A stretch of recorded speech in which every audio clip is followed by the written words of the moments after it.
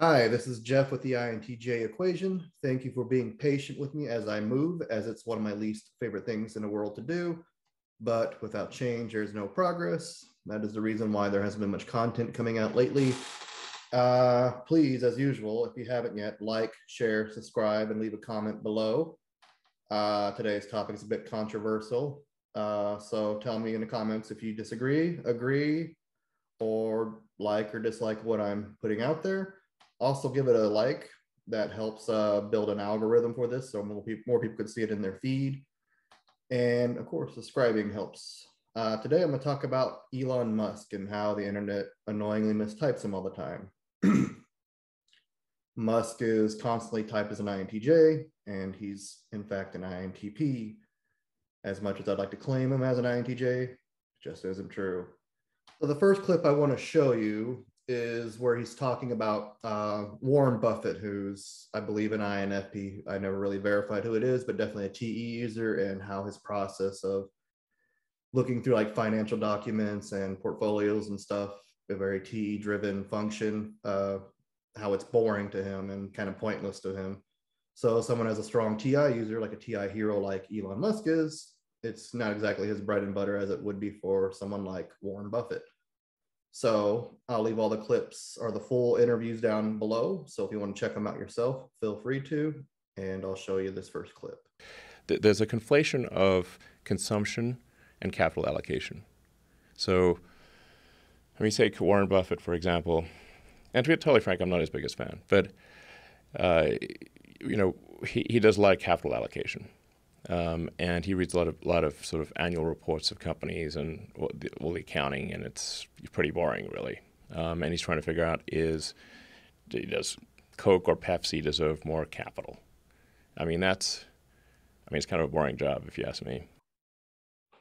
This next clip is from the second podcast Elon Musk did with Joe Rogan, and he's talking about UBI and COVID. UBI is a universal basic income, which I have mixed feelings on myself. But Elon Musk here is demonstrating TI, introverted thinking, talking about the UBI and how it's not practical in his view, and how it won't work, and how the economy will not function if we're not producing anything.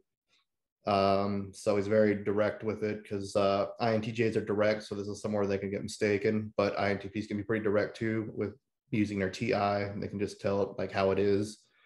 And he says something along the lines of like, if you don't make stuff, then there is no stuff, period. He's also some similarities that he shows to an INTJ as well, is that he's pragmatic, talking about how people, if they want to stay home during COVID, they can. If they want to go out, they should be free to.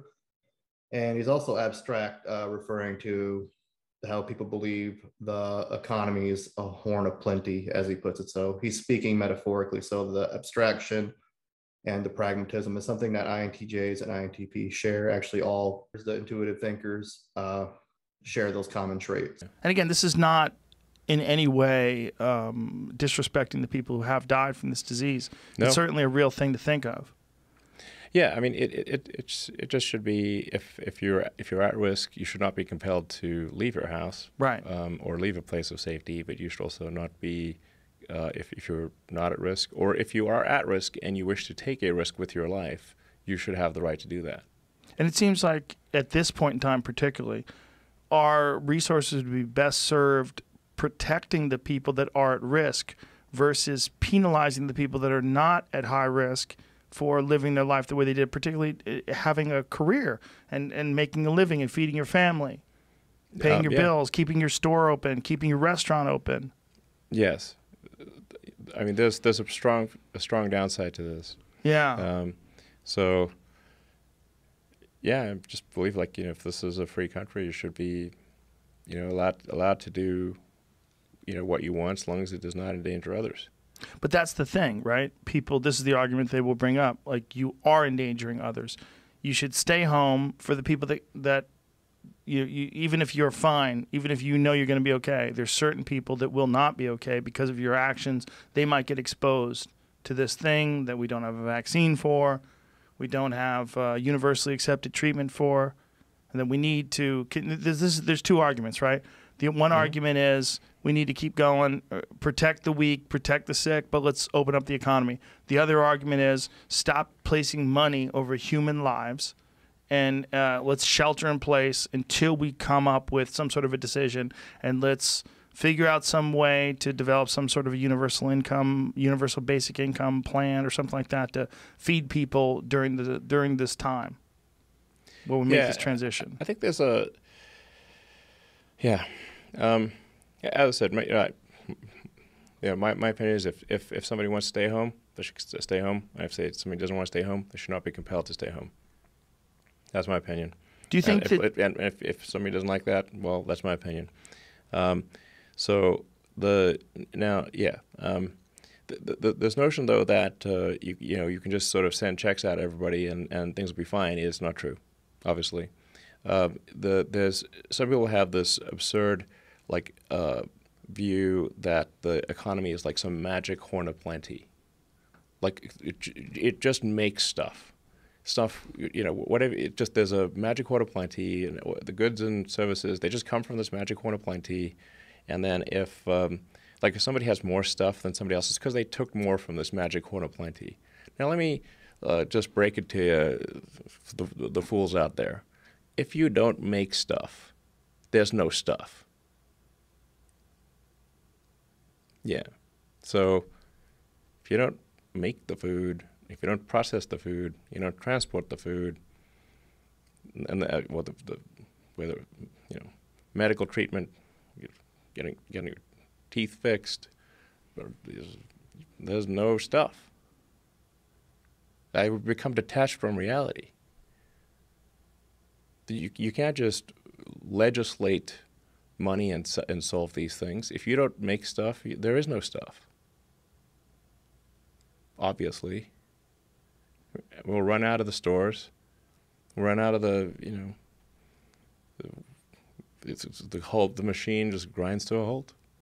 The next clip, Elon Musk is talking to this guy. I don't know who the hell he is, but the interview's posted below, where he's using any introverted intuition, which I just made a video on, so I'll leave that down in the description as well.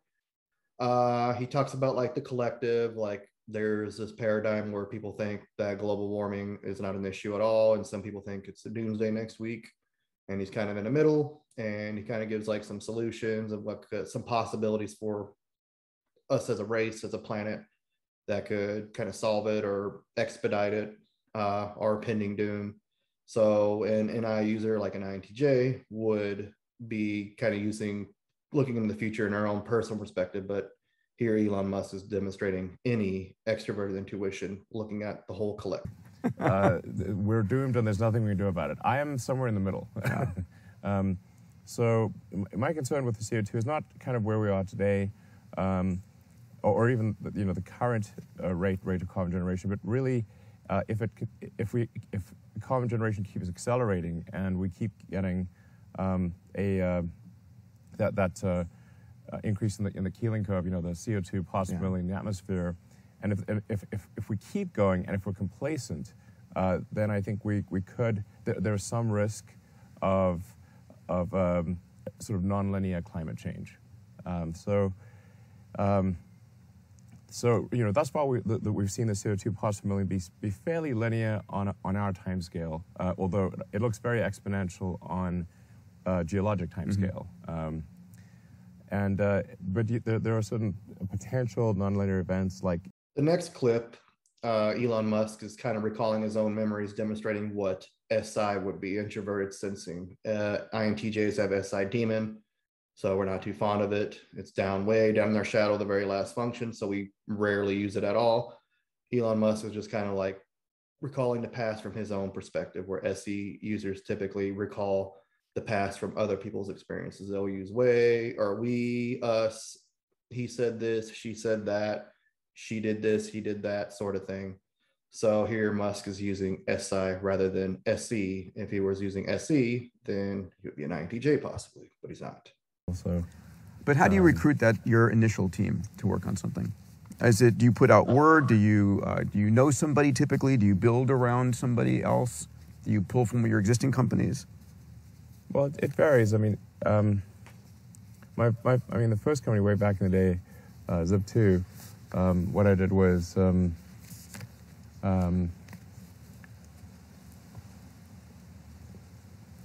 I just wrote software. The next clip just demonstrates how Elon Musk uses FE, and it looks a lot like an FE inferior because it's not his strong suit. He's kind of hesitant, has trouble explaining it, probably not very comfortable explaining it, how he kind of recruits and keeps people for his own company and his own mission. He says, okay, we establish a mission statement and we want to make everyone feel included and like they're making a difference and everybody's fairly compensated and everybody enjoys their job. So he's really concentrating about how other people feel. Where an INTJ, they lack FE and they would probably be using TE to refer how they keep, people in a company and how they use facts and figures and data. And I researched this and I found this effective for employee retention. So he's not using FI here or TE, he's using FE. So we have FE trickster as INTJ, so he would not be using FE in this manner. In general, if you want to recruit people that are, really talented and driven, you have to state what's the mission, what's the problem we're trying to solve. Yep. And just be clearly willing to, pour a lot of blood, sweat, and tears into it, and have a convincing argument for why it matters. Yep. There's, say like there's three major things for, in terms of motivation. It's like, first of all, somebody's got to look forward to coming to work in the morning. Like if they're, like, are they enjoying the work itself intrinsically? That's very important. And the right work environment can really make a big difference there. I think ideally is that they also feel like that their rewards will receive fair financial compensation, like that the financial rewards are good and fair. And then third, for the best people in the world, they'll want to know, is what they're doing going to matter? Yeah. Like, so if they spend 10 years doing this, will it make a difference to the world, or will people notice? Will it matter? The next few clips I want to show how Elon Musk is using some things that are similar to INTJs, because INTPs and INTJs are really vastly different. There's just a few things that are similar.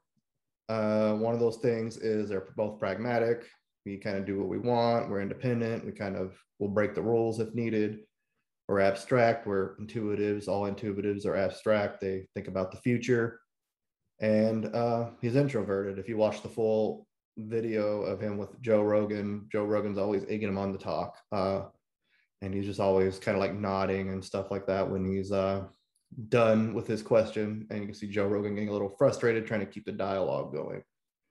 So here he's talking about going to Mars and how that's abstract because he's thinking about, like, rather than fixing up his house, how we're going to get to Mars. So that's very future forward thinking. And more NE is not how I'm going to get to Mars, it's how we are going to get to Mars. So NE is about the collective, everybody, or a group, and NI is about my personal future. So he's being abstract here, but he's also doing it in an NE way.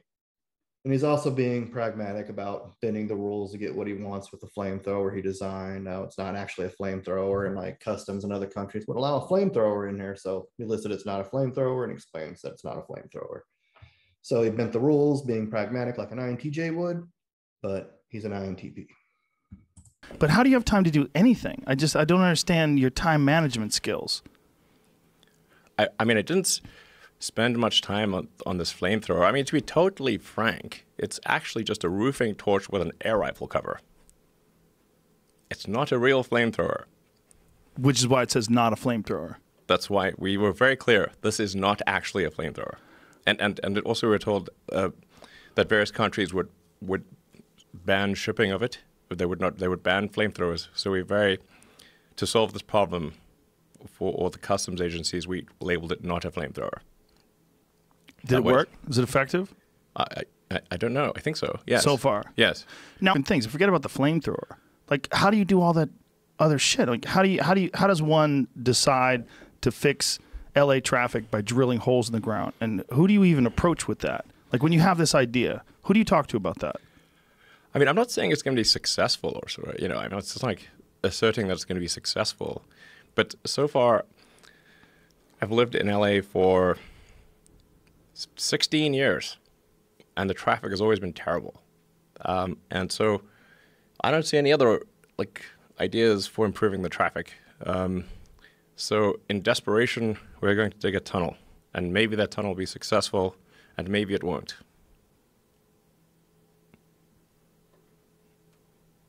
I'm listening. Yeah. I'm not trying to convince you it's going to work. And are the people that or anyone, but helicopter and that kind of thing, Yeah. For sure. Fuck yeah. Yeah, fuck yeah. But then it's like, man, does it really make sense for me to spend time designing and building a house? And I'd be real, get OCD on the little details and the design, or should I be allocating that time to getting us to Mars? I should probably do the latter. So, what's more important, Mars or a house? All right, that is the end of this video. I hope to do more internet mistypes and show how they're mistyped. So I hope that you are convinced that Elon Musk is an INTP rather than INTJ. Agree, disagree, leave a comment below, let me know. Also, you can join our Discord server, talk to me on social media, add me on social media, Instagram, Facebook, all that stuff. Thank you for going on to Clickbait. Have a great day.